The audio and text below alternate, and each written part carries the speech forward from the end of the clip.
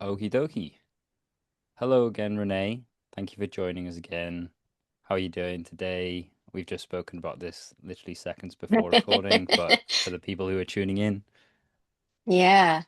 I'm mostly still asleep, but I'm otherwise well. I've been traveling quite a bit. So um yeah, a little tired, little jet lagged, but heart full.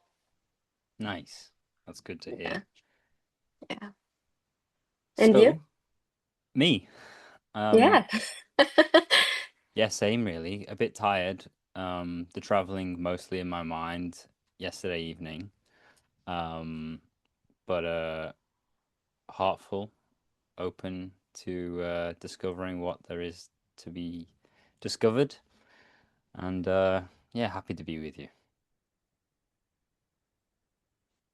So, um, through a little email exchange we had just before, um, you let me know that you might want to talk about wrathful compassion today. Yeah. Yeah. I mean, it's a big thing. It's a big topic. I think it's an important topic. Um, and so yeah, I thought we could just play around with it. Just sort of talk a little bit about the I think John, you and I have maybe talked about this some, but there's often this misconception that Buddhism is like really passive or neutral, and because we did with your lovely group Tonglen a couple of weeks ago.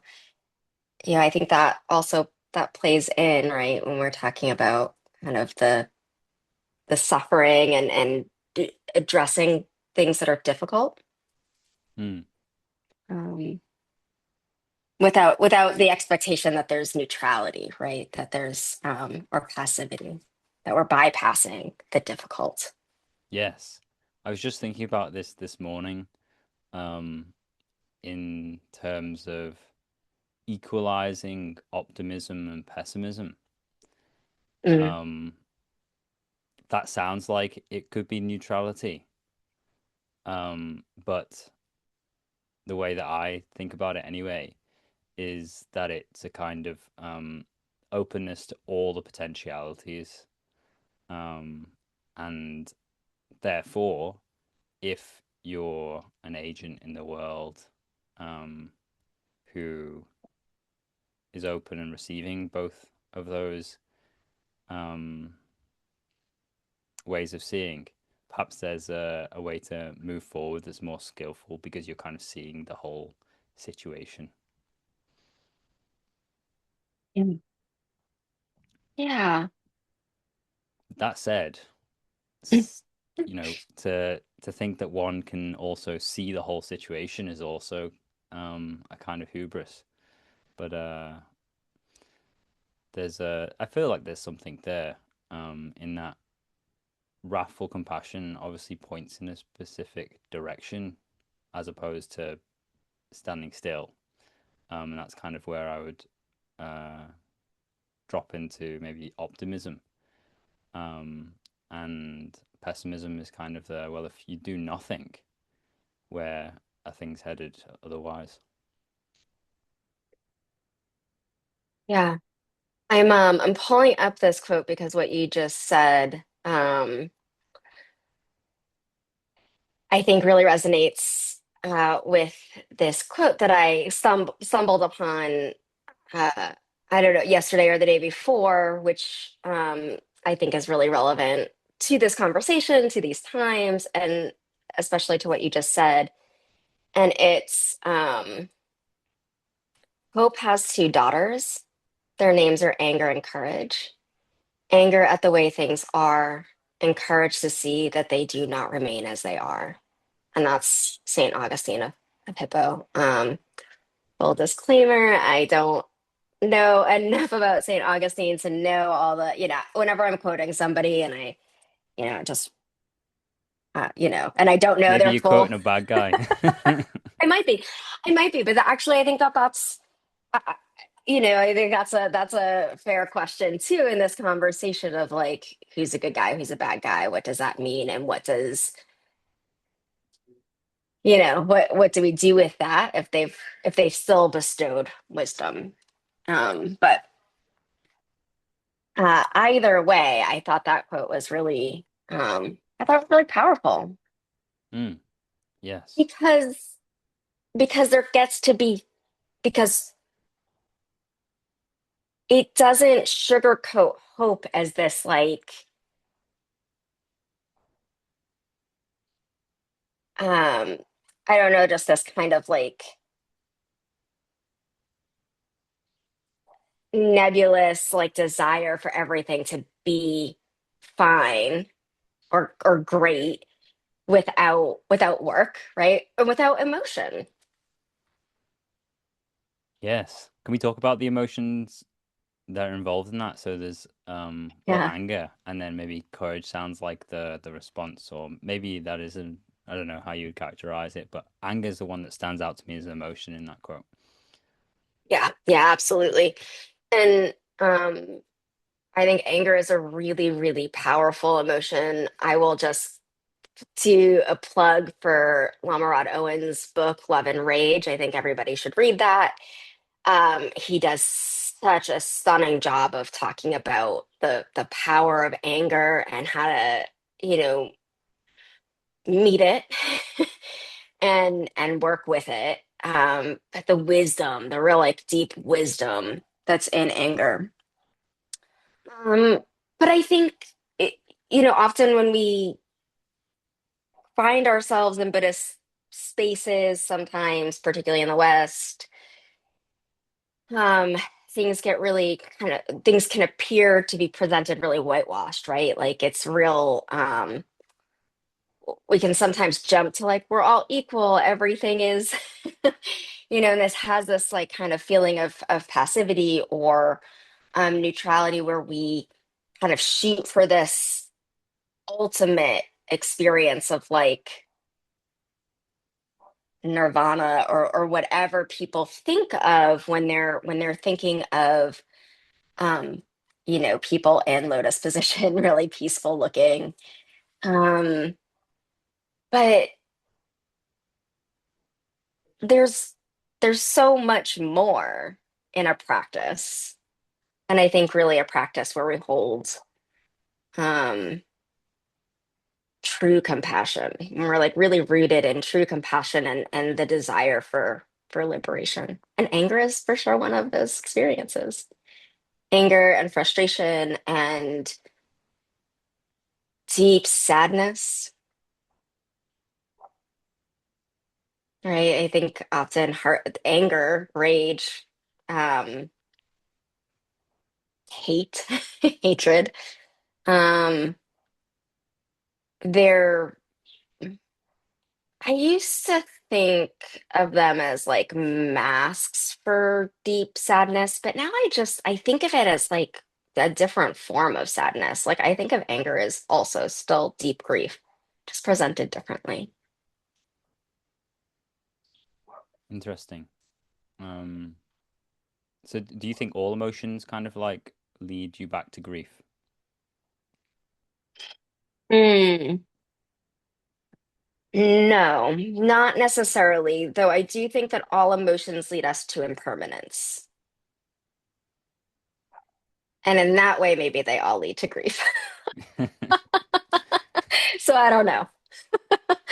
But I do think the nature of emotions are impermanence, right? And so if we're looking at it from that lens, like even when we are experiencing joy, that's, everything is temporary.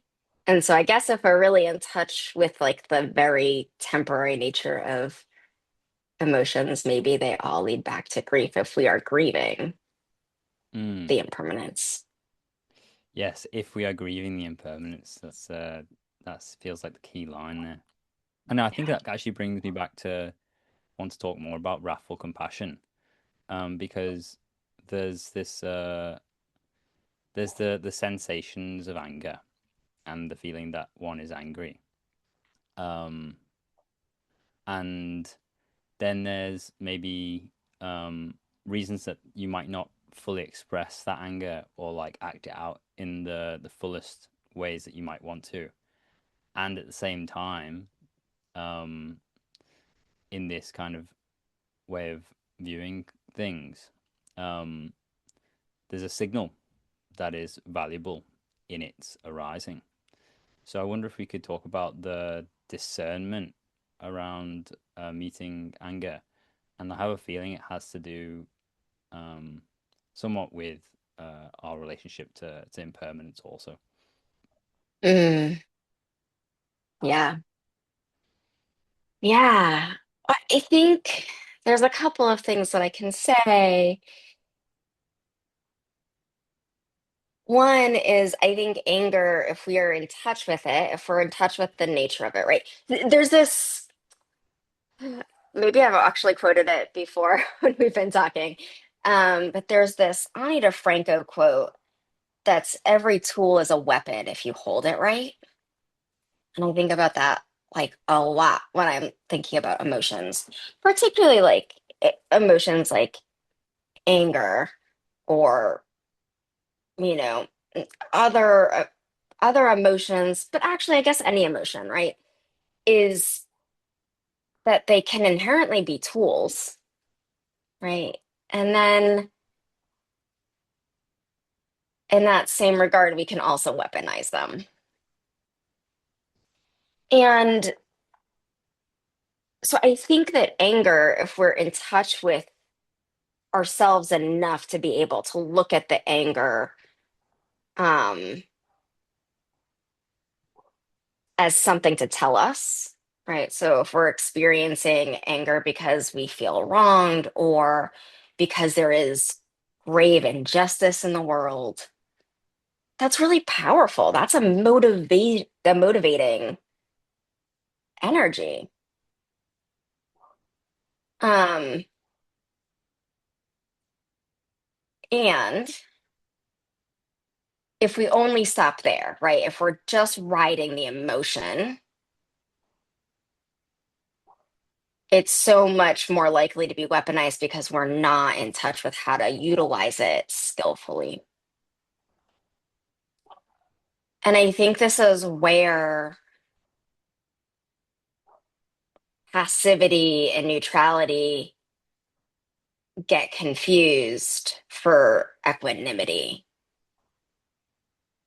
So in a practice, if we're thinking about it just from like a meditation practice of any kind, that's cultivating this sense of equanimity. It's it's really cultivating this familiarity with ourselves to be more in tune with ourselves, familiar with ourselves, so that we are less reactive or at the sort of mercy of our emotions wholly.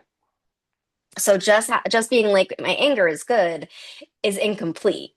It's the anger is good, and how are we using it skillfully, which is how wrathful compassion comes into play. Because when one is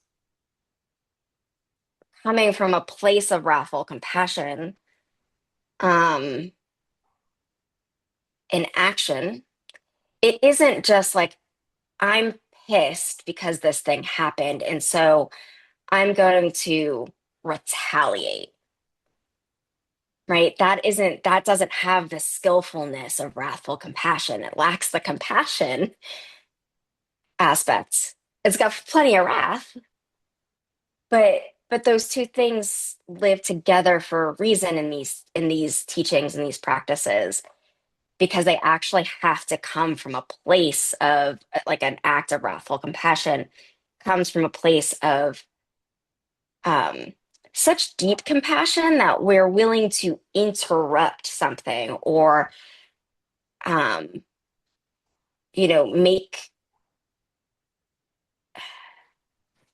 I'm afraid I'm going to get away from the kind of meat of this, but that there's something that we're acting from a place of, I love humans. I love this world. in such a way that I'm not going to move from a place of my own feeling of like desire for revenge or personal justice, but that I'm actually going to do things that are in service of everyone's liberation. I'm gonna pause there because I could probably talk, I could ramble for a while, but I don't want to lose I don't want to lose the essence of it. No, this is really good stuff. And I think um, yes, that the framing of wrathful compassion in service to liberation is excellent because as you were speaking, I was remembering a meditation retreat that I was on where I experienced personal justice anger or personal justice right self-righteousness in response to how an interview with a teacher had gone. Um, and you the it was interesting because in a way, ultimately, what happened was the energy of anger moved through me and was enabled to move through me as a result of what happened in the interview, which is basically I was trying to intellectualize and continue to talk about thinking with this person, and they kind of just cut through it and said something that kind of just insulted who I thought I was, um, and and then kind of kicked me out. And I was like, well, that's not how a meditation teacher's supposed to be. Like, they're supposed to be like kind and gentle and nice. That's how the other teacher I interviewed with was. This is unfair to me. And that was the Mm. storyline that I think ultimately unraveled for me was like, this is unfair to me, which was not just something that applied to that interview situation, but actually a storyline I was using to escape lots of other feelings, and using it to escape lots of other situations that kind of needed my attention, and there was some compassion needed to be pointed towards myself that I wasn't doing for Mm. myself because I was hiding behind this story of this is unfair to me. Yeah.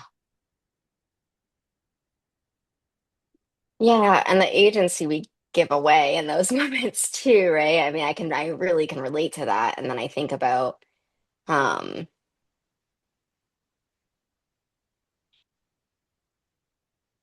yeah, just like the way that we surrender over the agency to be active in in our own lives.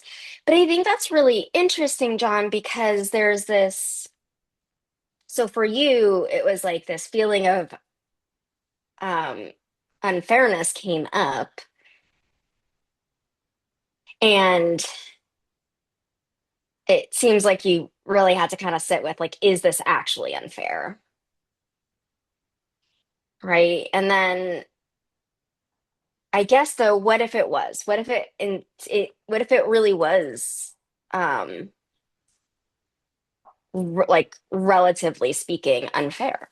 And I think actually you could actually still make an argument for it. Like as maybe not unfair, but um unwelcoming or what, there's probably some ways that you could still probably zoom back and say, maybe you look back and you're like, this is exactly what I needed, and that was really skillfully done. But imagine a scenario in which that isn't the case, right? In which you can still kind of claim some agency for yourself and your reactions, but then also still look and be like, and relatively speaking, this actually wasn't a fair scenario, or I didn't feel welcome, or I didn't, this wasn't, um, this did cause pain or harm to me. Yeah, I guess the question that's coming up for me is kind of like, what am I going to do with this? Like, how am I going to deal with this? I think you kind of touched on it right at the beginning, which is the issue was I was kind of giving my agency away to um to storylines that either have been imported into my brain or were based on past experience that couldn't always be you know mapped onto present moment experience. Um, so yeah, I think the way that I dealt with it was like, what am I gonna do with this? Um, yeah, Yeah, and that's the skillful part of that. And so in that in wrathful compassion, we need that even when there is actual injustice, right? So pick a thing in the world that is an injustice. We certainly have a buffet of things to pick from, and one could argue that none of them are separate, right? Again, I'm in the US, so the ICE raids that are happening here, and for anybody who may not know what that is, it's the Immigration Customs Enforcement Agency, in which they are just almost indiscriminately going through um, different areas of the country and just, rounding up immigrants, undocumented or not, um, and detaining them, deporting them, etc. Right. So that is certainly people have different opinions about that. I see that as a atrocity, like just a devastating injustice.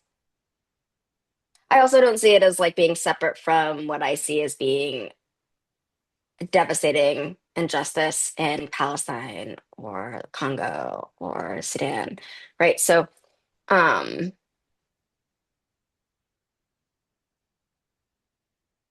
but if one takes an injustice, I think anger is an appropriate response to that, and devastation and heartbreak. However, like whatever emotions arise from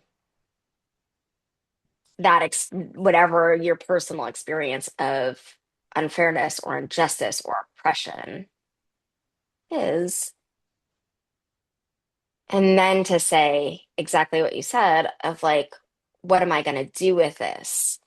And that's the like the real compassion piece of it, because it's again, it's not about your personal anger.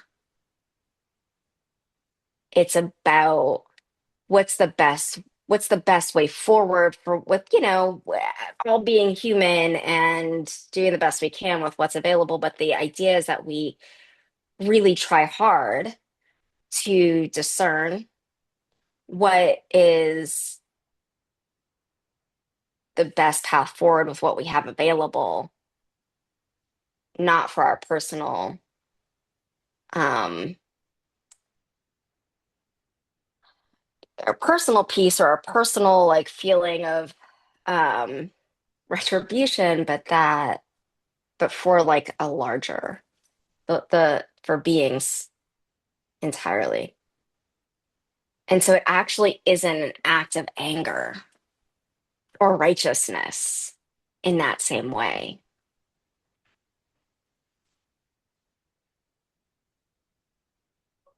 yeah. The but that the Oh, go, please. I was going to say, but that the anger sparks the desire to investigate, I guess, is really the powerful thing there. Or whatever the emotion is, sparks the desire to investigate and want to do something to move forward. And then, Yes. Another piece of this that I'd love to touch on with you is this idea of openness in relationship to emotions. Because I can imagine people looking around the world and seeing the situation and being like, well, this is obviously effed up.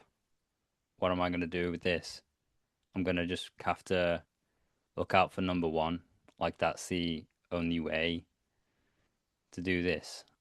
Um, and in some ways, I can. uh, recognize that as like a response that um,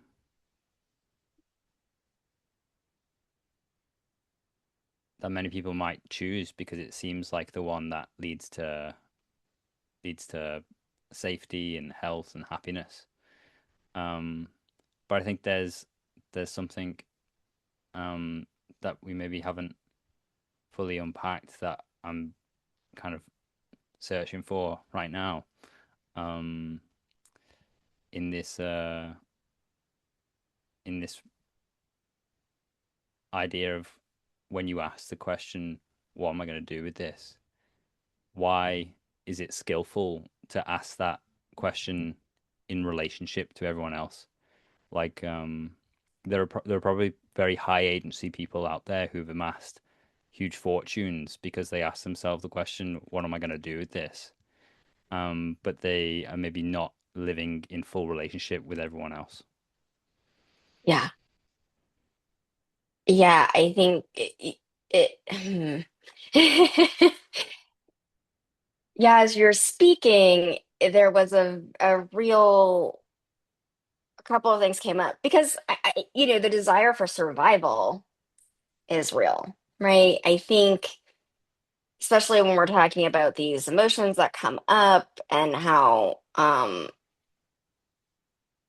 valid they are, kind of they're pointing to things that um, our systems are experiencing of like, we need to do something to be well. But as you were saying, like, chose things to look out for number one because it provides safety, um, health, and happiness.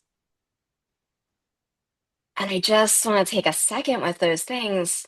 Safety, I don't think actually exists. Now, that doesn't mean we can't make ourselves relatively. I always think of like, I don't, maybe this is not how um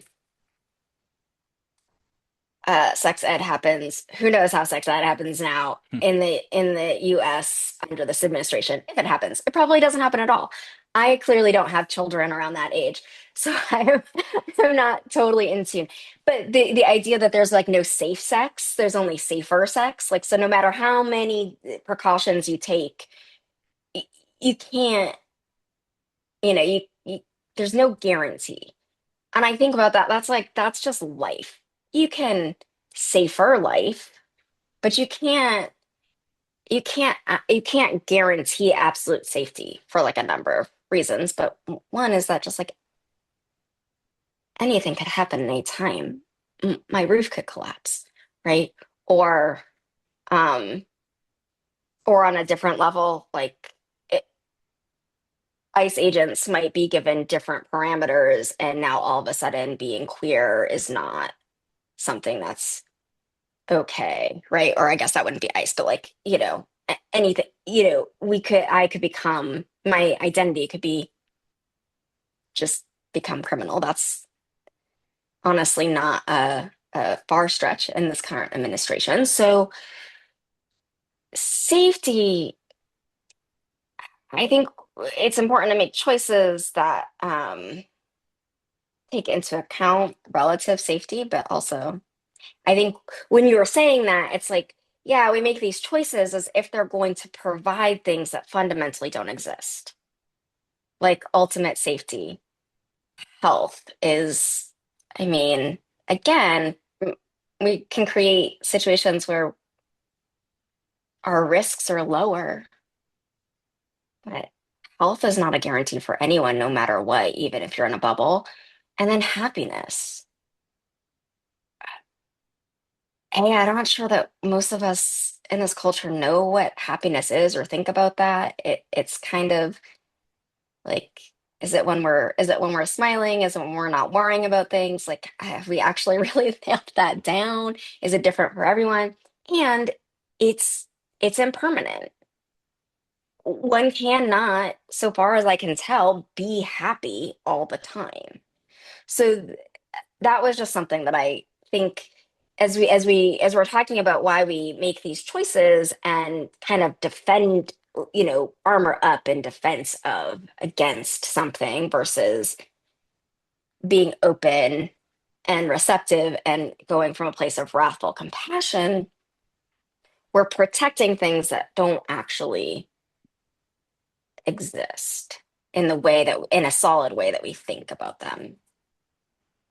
So that's one of the things that I would say. And then for us in Western culture, particularly, again, I'm only ever equipped to really speak about US culture, but the individualization of that is so intense that it has everybody thinking that they need to, that they're on a solo journey of protecting themselves. When if we can look at places that are more communal, I live in New Orleans, it's really, really the sense of community here is so beautiful. Um, that I just think like when we're working against injustices on any scale, when we're doing it together, that's heart opening. That's where we get to experience the shared humanity of things. And so maybe liberation for all beings seems more accessible than if we're just fortifying against ourselves in survival. Communities can still be in survival mode, but when they're together, there's a shared experience. So you're not armored against, it's not you against the world. Yes. Uh, I want to zoom in on the the so there'll still be people here who will have heard the first half of that, or maybe they're not listening to this conversation. I don't know, but there will still be people on the earth that will hear the first half of that, and they'll be like, "Yeah, I know that I can't be safe. I know that I can't ultimately be healthy, and I know that happiness comes and goes. But I know that I can be healthier, happier, and safer. So those are the things I'm going for." Mhm. Maybe the second half didn't land for them, but what I heard in it that I think is kind of cool and interesting to maybe zoom in on is that this defending leads to a sense of isolation. Um, and that isolation, in my experience, can be uh, painful. And the scenario that you were describing, like in New Orleans, where there's kind of a community feel, that pain of constricting into isolation and shutting all the windows and doors and accumulating all the wealth, um, that is kind of freed up. There's a lightness to the experience of being alive that is allowed from kind of dropping those defenses. Which, when I say dropping the defenses, some part of me even goes, "Oh, that's scary." Um, so yeah, what's happening there? It is scary. And, I think this is where it's like, there's a balance, right? I, I'm careful to say middle way because I also think that that's been really, um,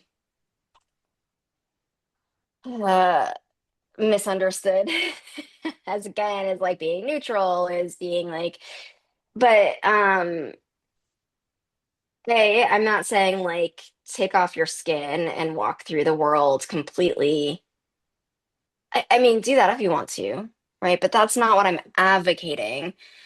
It's but I am saying like when we armor up in that way and we close ourselves off, like yeah, maybe we are relatively more safe, maybe we are relatively more healthy, maybe we are relatively more happy, though I question that. I question if one is relatively more happy in isolation, but and I say that as like an intense introvert who goes through many phases of pretty significant hermiting, but you know, at what cost? At what cost are we armoring up for survival and striving for as safe as we can be, as healthy as we can be, as happy as we think we can be if we have these things, what do we lose in that? And we lose a sense of shared experience. We lose a sense of an open heart. We lose a sense of curiosity. And I think in the ways in which we can slowly, gently de-armor bit by bit, um, we can start to experience the sense of liberation that can come from. I think we often think like we're most free when we're most in control of things. And I would say that probably it's the opposite. We are most free when we acknowledge that we can't control everything. And we move around the world, again, not just with our own interests in mind, but with a bigger picture of what does humanity need? What does it look like for everyone to have more freedom?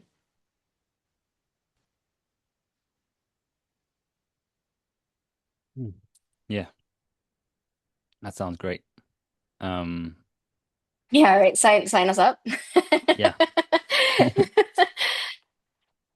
I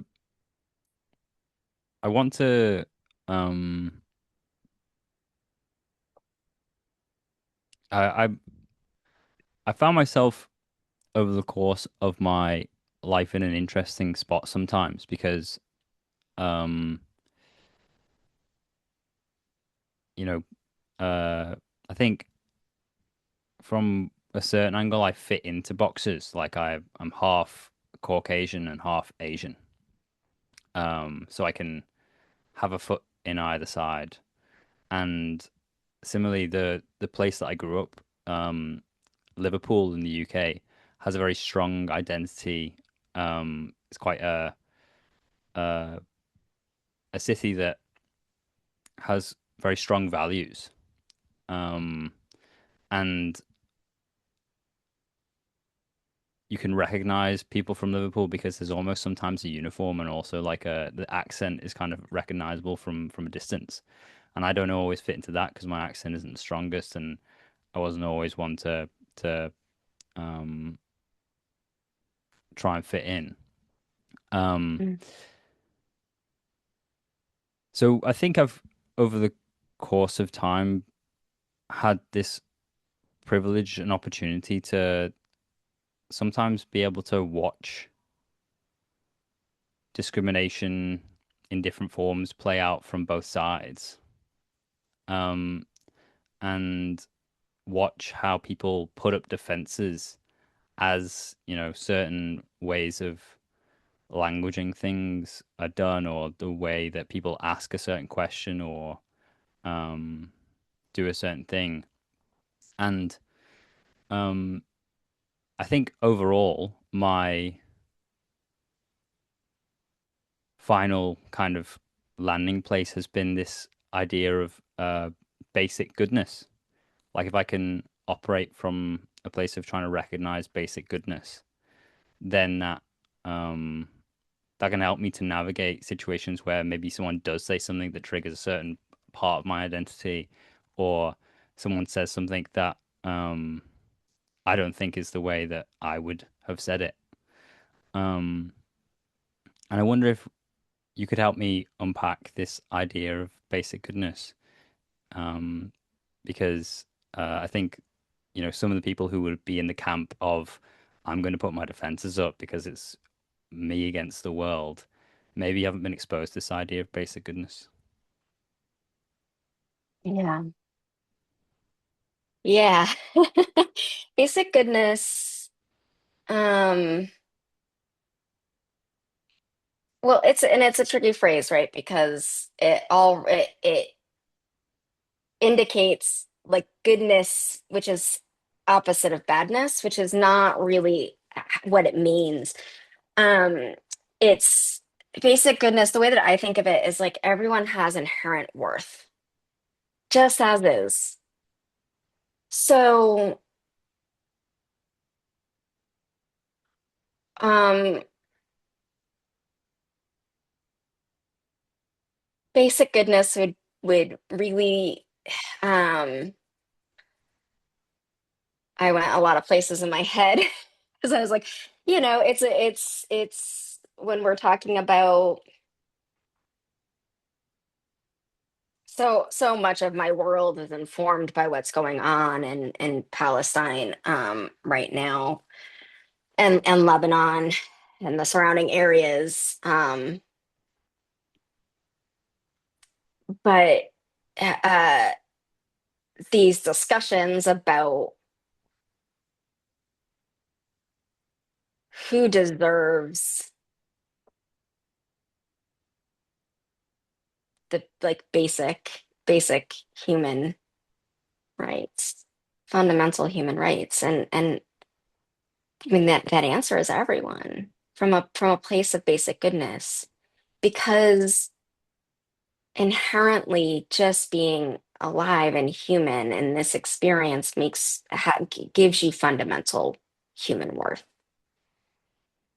Um, it's also, I kind of sometimes think of it, and I say this as someone who was raised loosely Catholic, but like enough Catholicism that I can speak to this. It's like the opposite of original sin. So it's it's uncovering that at our base, so this is the basic, at our most fundamental, we're already good. We're already inherently worthy of this experience of life as a human. There's nothing additional we need to do to prove our worth. We do not need to repent. We do not need to, in fact, in a practice of, um, and I think of this as like probably from a most Buddhist practices are leading back to this place of where we're fundamentally okay as is. So we're actually, this is again the de-armoring, a different de-armoring, or maybe not actually a different de-armoring, but it is yet another kind of like peeling back these layers that we've learned, that we've inherited of this idea that we are not good enough, we are not worthy enough unless, and then fill in the blank, right? So whatever it is that we're striving for, a practice leading back to our basic goodness is the opposite. We're being with ourselves enough that we can kind of strip away these layers of insecurity and shame and guilt to really find at the core, as is, we are fundamentally worthy of this experience of life and humanity. Nothing else needs to be done. Now, that doesn't mean that we're without relative responsibility to one another. That's not, you can't just be like, I have basic goodness, so I get to walk through through the world like a total asshole and, you know, and just go ahead and, right? Because then we go back to wrathful compassion because we're still responsible. We still have a relative responsibility to ourselves and to one another. But no matter what we do, no matter how big of an asshole we are, or whatever harm we may cause in the world, now there's responsibility for that, and there are consequences for that. relatively, and if depending on how you experience different things, like within a Buddhist context, like is reincarnation real, is karma real, right? Those things get into kind of the more nuance of like action, like and the maybe consequential energy thereof, but it's not punitive. And nothing that we do, while we may have relative responsibility to it, negates that fundamental okayness. That's still at the core who we are from a stance of basic goodness. I wonder. I definitely um agree with this basic okayness. I wonder if you would agree with me if I was to talk about basic goodness in terms of like when you see like a skateboarder, or at least for me, I don't know actually if it would happen in everybody's experience. But when I see a skateboarder like skating down a rail and then they fall off and their legs go either side of the rail and they hit themselves in the balls. Yeah, everybody goes, "Ooh." Like doesn't matter who you are, everybody goes, "Ooh," because there's some kind of like, "Oh, I recognize there's suffering in this situation." Um and I feel for them in some sort of way. Um and I feel like that means for me that basic goodness is something that's kind of discoverable at the base level as a felt sense, as opposed to because you were talking about maybe people could take basic goodness and use it as another piece of armor and say, I'm basically good, so I can go around and do this, that, and the other. But basic goodness as like a felt sense, um, almost uh, naturally or spontaneously leads to the kind of relative responsibility you talk about. I wonder if does that make sense? Absolutely. And that is a component of wrathful compassion, is that there's a spontaneity to it. Um, that's that comes from that place of pureness, of connecting on this human level. So yeah, you can't acknowledge basic goodness if you're not able to feel empathy for other people, right? That becomes harder, even if it's somebody you don't like, even if it's or somebody that you don't know. um this feeling of, yeah, there's suffering here, and I can identify with that from like a core human level. And that the spontaneity of that is a really important component of wrathful compassion. An act of wrathful compassion doesn't, there isn't that same kind of like plotting, right? Or you didn't go out being like, I'm gonna go and probably when you see this skateboard, we didn't come to like, I'm gonna go out and feel the suffering of other people, right, in this moment. But there's a hit of understanding and connection humanly. And then that we can do that, really, it points back to our basic okayness. Yes, love it. Um, and uh, maybe as we head towards the close here, it would be cool to talk about, um, yeah, being able to feel the emotions is very important in this kind of like arena, or in life. Um, and uh, it's our inherited defense mechanisms or learnt defense mechanisms or habits that would get in the way of us kind of allowing spontaneity to unfold um, in openness.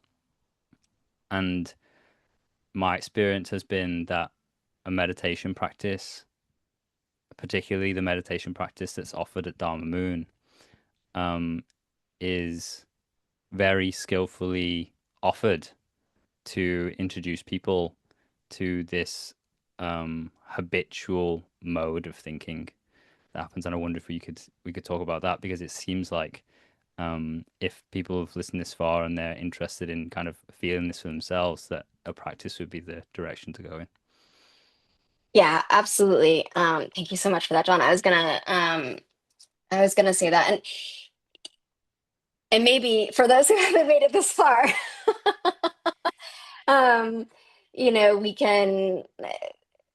This will be, they'll have gotten an incomplete thing, but yeah, practice is really the thing that, for me, and I think for many of us, is what facilitates the space between the emotional reaction, right? The emotional,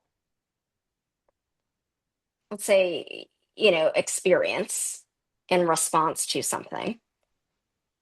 And then a practice of mindfulness in particular, but also practices like practices like Tonglen and Metta, in addition to mindfulness. I still think mindfulness is a really important foundation for any of those practices. Um, that it allows us, it fosters this space so that then we can choose how to respond. And so while there's still that spontaneity, it's not, we're not just, wrathful compassion in particular is not just like a move ahead because there's something wrong without thinking about it, without feeling about it, but feeling in a more nuanced way, thinking with our heart, right? Not just intellectualizing it, but really thinking with our heart, but not being at the whim of emotion. There's still some more nuance of discernment and clarity. And that's what happens. That's what we cultivate in a sitting practice, in particular. Or I say sitting practice, but in a mindfulness practice. Not everybody sits, not everybody can sit. But that's really, it's such an important thing. And I was having a conversation with somebody. I was on this this group travel to Belize, and had some really beautiful conversations with somebody I didn't know well previously, and their experience with Buddhist spaces and sort of the whitewashing of it. That does kind of have a feel of like love and light, and whether that's the intention of it or not. And I brought up this idea, this concept of wrathful compassion, and they were like, I've just never heard of that. I never knew that was a thing.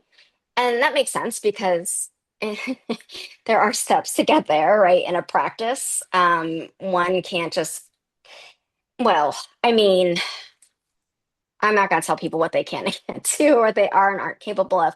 But from a practice standpoint, one cultivates the discernment and clarity to provide that space of wrathful compassion. It's not just a switch that's turned on. And it's like, okay, today I'm going to be wrathfully compassionate. Um, we cultivate these other qualities that facilitate that. So it is thought of as being an advanced practice. It is something that is often aspirational. It's a it's comes up a lot in tantric traditions in particular.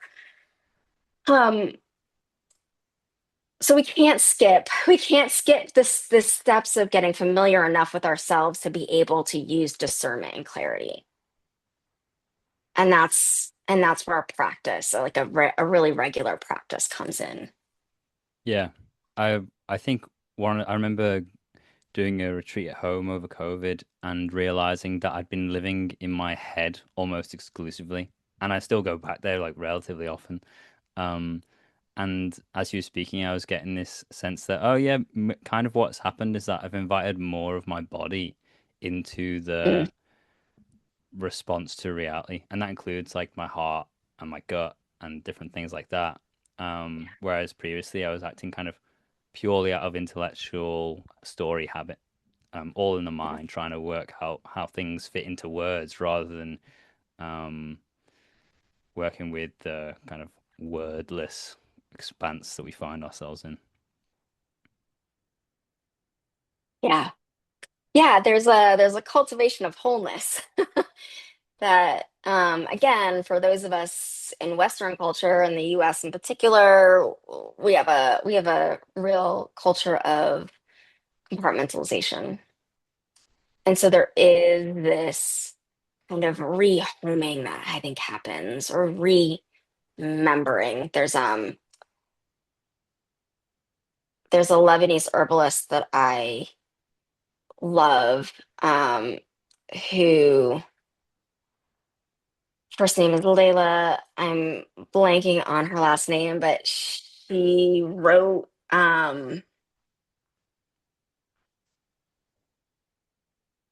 I'm blanking on the name of the book, but I'll get it to you and we can put it in the notes because I want to give um I want to give a nod to her as this kind of she talks a lot about like ancestral healing, and so there's like getting back into, and for her is specifically like of the land of Lebanon and that area, um that we think of as kind of Arab nations, or well, Middle East, which is not a term that I like, but that there's this re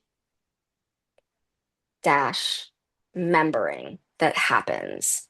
And so we're like, there's like a reforming of wholeness that is incorporating our minds and our hearts and our bodies and our guts. Um, and from there we get to, yeah, I think that's also moving away from individualization into more communal, interconnected, interdependent living. Yes. Yeah, it's a yeah. Even though we've never met in person, our bodies share the same space on the same planet. Yeah. Yeah. Well, thank you so much for your time, Renee. It was so great to have you at Beans Club, and it was so great to have the chance to chat to you again. So yeah, deep thanks. Thank you. It was really lovely.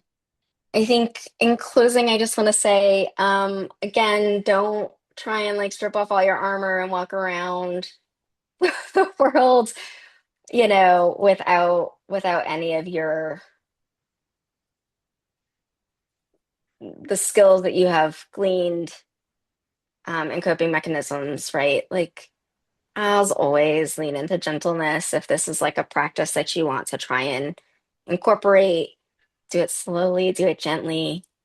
Ideally, do it with a mentor of some kind, you know, but but really dispelling this idea that like a practice, a Buddhist practice, a mindfulness practice, a meditation practice, a spiritual practice has to be neutral or has to be passive. We get to be whole and we get to acknowledge all the aspects of ourselves as we walk through the world and incorporate them gently.